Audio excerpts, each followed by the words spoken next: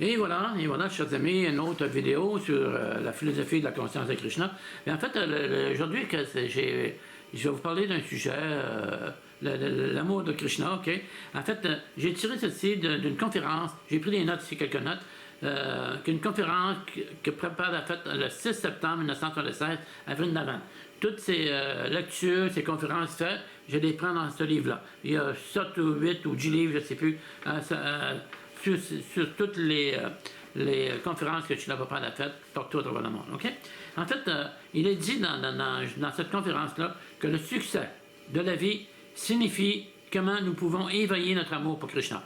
En fait, cet amour pour Krishna dort présentement en nous, mais nous la possédions autrefois, et là, on est en train de la réveiller. Il ne s'agit pas, en fait, comme je viens de dire, ce n'est pas un éveil artificiel, ok? Cet amour existe déjà, existe vraiment. Cet amour, présentement, est dort en nous. Il est endormi en nous, présentement. Ça fait qu'on apprend dans la conscience de Krishna comment réveiller cet amour, ok? En fait, la conscience de Krishna, okay, encore une petite note ici, existe en nous. Ce n'est pas une chose artificielle. C'est comme le sucre, ok? Le goût sucré est déjà dans le sucre, ok? C'est la nature même du sucre. Ce n'est pas une chose artificielle. Le sucre est synonyme de douceur. Fait que c'est ça. On donne l'exemple de cet amour que nous possédons pour Krishna comme le goût sucré du sucre, ok? Le goût sucré suit toujours le sucre. C'est toujours là, ok? Fait que c'est en nous. L'exemple du sucre est très bon exemple. Fait que cet amour dort présentement en nous et on apprend à le réveiller par la conscience de Krishna. En fait, il faut apprendre à développer en nous la conscience de Krishna, sinon nous perdrons notre temps comme les athées. Hein? En fait, il y a un verset dans la Bhagavad Gita qui dit, bougez pas, je vais vous le trouver ici, là, c'est bougez pas, 7:15, ok? Alright. Ok, j'ai le Bhagavad Gita. Les sots, les derniers des hommes, ceux dont le savoir est dérobé par l'illusion, les démoniaques, ces mécréants ne s'abandonnent pas à moi. En tout cas, ce n'est pas notre cas, nous ne sommes pas des athées, mais ils existent vraiment aussi, ok? On ne peut pas, en fait, il faut savoir, quand on pratique la conscience de Krishna, il y a des principes à suivre. Il y a 4 principes de base qui allaient, pas de sexe, pas d'intoxicants, de drogue, boisson, et ainsi de suite, pas de jeu de hasard, et pas de, pas de jeu de hasard, pas de viande. Ok, j'en ai parlé hier dans la vidéo, la viande, en tout cas.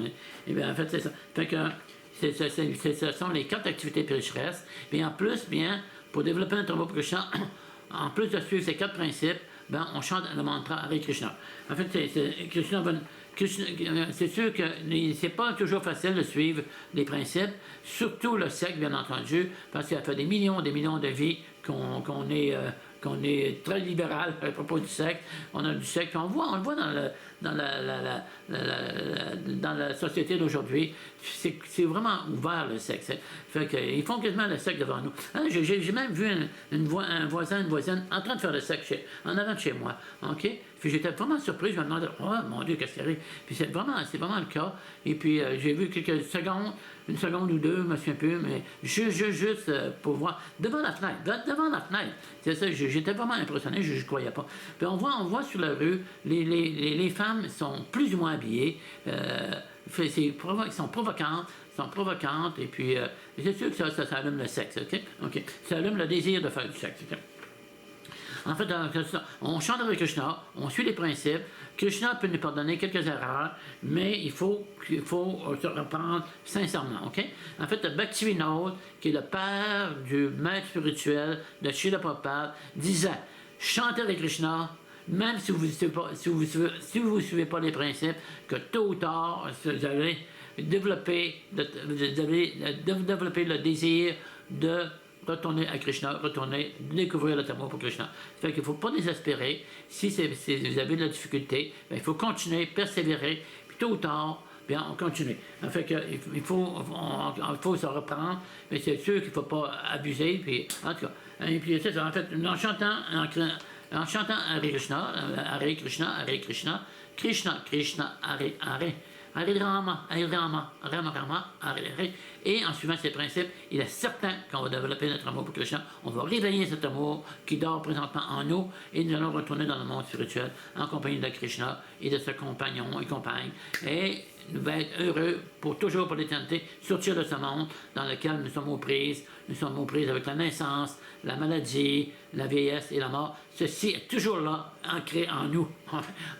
C'est pas agréable.